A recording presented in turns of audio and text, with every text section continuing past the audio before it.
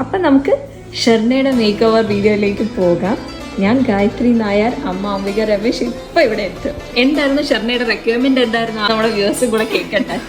Light makeup ആയിരിക്കണം, light makeup ആയിരിക്കണോ? Lipstick ഒക്കെ light ആയിട്ട്, ലിപ്സ്റ്റിക്കും ലൈറ്റ് ആയിരിക്കണോ?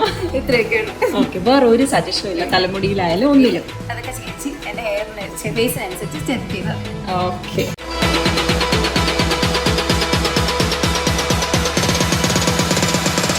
ഏറ്റവും ലൈറ്റ് ഷെയ്ഡ് ലിപ്സ്റ്റിക്ക് വേണമെന്ന് പറഞ്ഞ ആൾക്ക് ഒരു പിങ്ക് ടോൺ വരുന്ന വളരെ ലൈറ്റ് ആയിട്ടുള്ള ഒരു ലിപ് ഷെയ്ഡാണ് ഇപ്പോൾ ഉപയോഗിച്ചേക്കുന്നത്.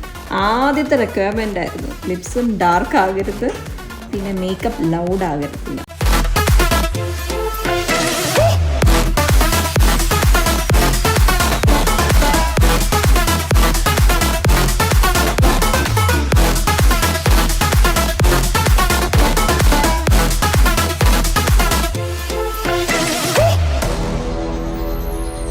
എങ്ങനെ ഹെയർ വേണം? എക്സ്റ്റൻഷൻ വെക്കട്ടെ?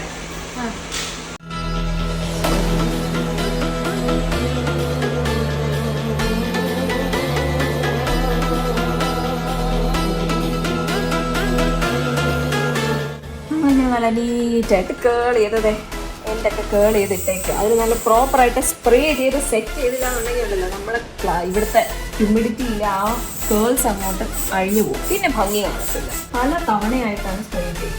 ഒറ്റ തവണയായിട്ട് സ്പ്രേ ചെയ്താലും കിടക്കില്ല. ചിലരിങ്ങനെ ഒറ്റ തവണ കുറേ സ്പ്രേ ചെയ്താൽ കിടക്കുന്നു വിചാരിക്കുക. അങ്ങനെയല്ല, നമ്മൾ പല തവണയായിട്ട് സ്പ്രേ ചെയ്യുമ്പോഴാണ് ലോങ് ലാസ്റ്റിംഗ് ആണ്.